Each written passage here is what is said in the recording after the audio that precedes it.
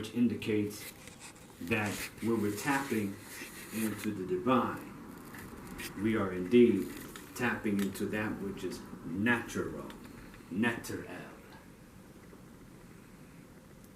Net. Which is why we want to connect with that part of ourselves that is divine, because our true spirit is unconditioned. The true aspect of ourselves is unconditioned. The highest essence of who and what we are is unconditioned, but it comes through these physical forms and goes through conditions. Which is why when you work with those 42 negative confessions of Ma'at, and you're judged by the 42 Netter, you can say that you have not done any of those things, because in essence, you really haven't. It's just that you're going through the holographic reality in which you are playing the role of a different aspect of spirit. Why do I say this? Because each and every aspect of us, right? We're actors in a universal script, but we're all the divine. We're all different aspects of the divine, having a separate experience. But in essence, it is all God. It is all Netter. And each and every one of you are an aspect of this divine force. It's just that you have simply forgotten. But we're all playing roles and we're all actors. But how our life turns out determines on how we play those roles and how we respond to the conditions that we have agreed to go through on a soul level as we manifest on this physical plane.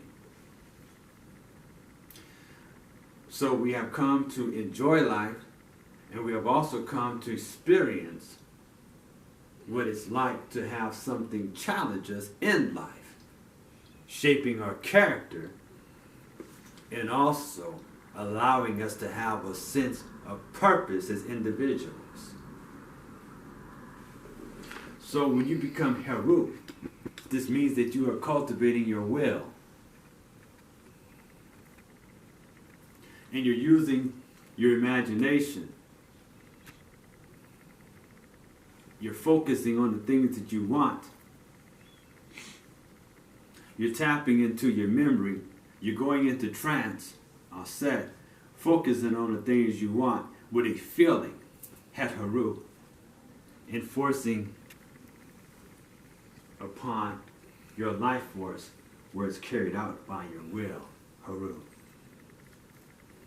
Each and every one of us are an expression of the Neteru working through your physical form.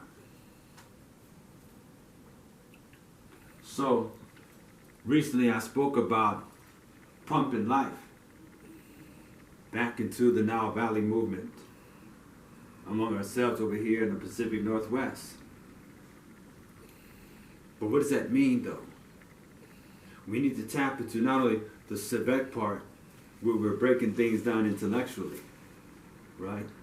And we're doing some studies, we're looking into things, we're breaking things down using the left brain, but also we can work with guidance from the oracle, Tahuti, which is the second sphere at the top of the tree. Tahuti deals with that guidance from the highest aspect of who we are. Tahuti helps to guide us by us paying attention to the signs and symbols and what we're being told from a higher place. And when we listen to it, we're aligned with our destiny. So Tahuti corresponds with the Yoruba Orunmila, who is the spirit of destiny, because we utilize signs and omens to work as our GPS in life. But when you're dealing with Sebek and Tahuti, you're also awakening those faculties within you that not only take in information, but can also share it and teach it. Which brings me to this particular subject matter. As people of African descent, we have been denied a lot of history. Until recently, a lot of us have been conditioned to believe that we have not accomplished too much and that Africa was a dark continent. And then you break down the word Afrika in the Kemetic tradition or the Kemetic language, you get Afrika, which is the flesh and the spirit of Ra.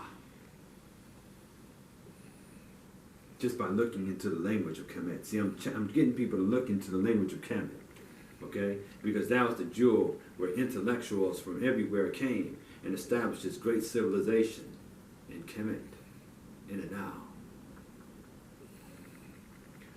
However,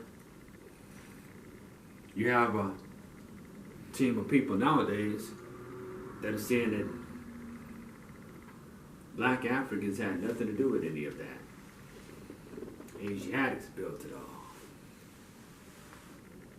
Even though we got, well, information that declares the contrary. Narmer, the catfish king, was supposed to have come from the south. They show him fighting off the Asiatic invaders in the Narmer Palace. And he united the upper and lower land of Kemet. It seems like the spirit works hand in hand together, because I was just watching Jabari this morning talk about Neymar and his sculpture in Chicago Museum or some kind of museum in London where it's just sitting on the shelf. Mm-hmm. And people just walk by it, don't know how important it is, you know. And they showed the hieroglyphics of the catfish and the circle, something mean Neymar's name. You know, it's interesting because you got Narmer and then you got Namor.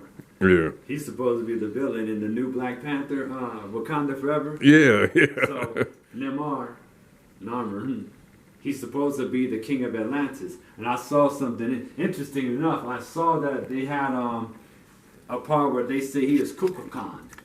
Kukulkan is the Mayan serpent god.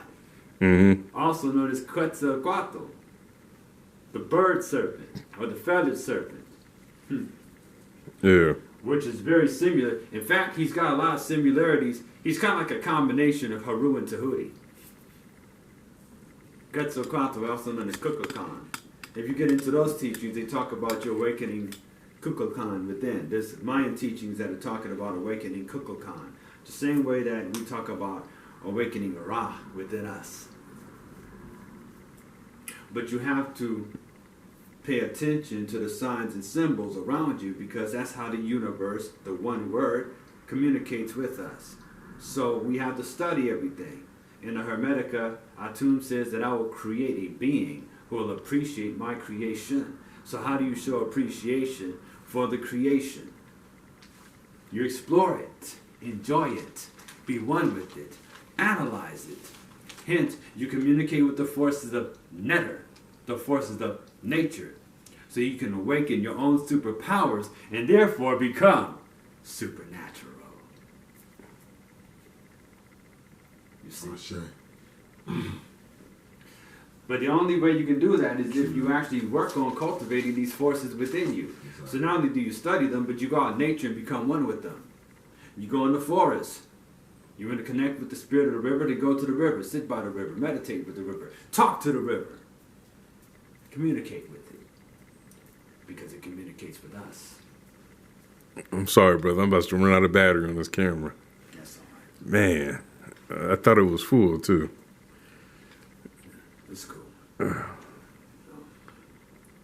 So when you're working with this divine energy, you see yourself as a vehicle for it, because you're the vehicle of divinity.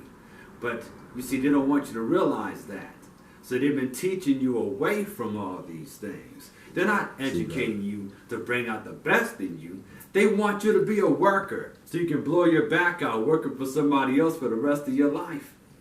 Not realizing the divinity within yourself. That's why all they talk about when you look into Egyptology is a bunch of broken up ruins somewhere in the desert somewhere. They're not talking about how they tapped into something deeper and greater and divine within themselves to build these structures, and how they cultivated a knowledge and a harmony of nature that could come up with the mathematics in a way that was natural, because they were in harmony. They were in ma'at. They were in divine harmony. Ma'at. Ma'e. To see. Also to be straight. To see the straight way. Correct way. Correct. Core. The center. Rect. That which is straight. So therefore you are straight to the core of yourself, which is the soul, which is your ba. You see? What you got? That's shame. So this is what about character, care actor, character, care actor, chair actor, care actor, car actor, correct, acting, character, care erector. You see what I mean? Yeah. This is why a lot of African teachings talk about the cultivation of character. I have a Yoruba brother who's Yoruba elder who says that character will always save you. But also character is connected to your personality too. Who are you when nobody is looking? Character always say you. What does that mean? So when you develop the right character,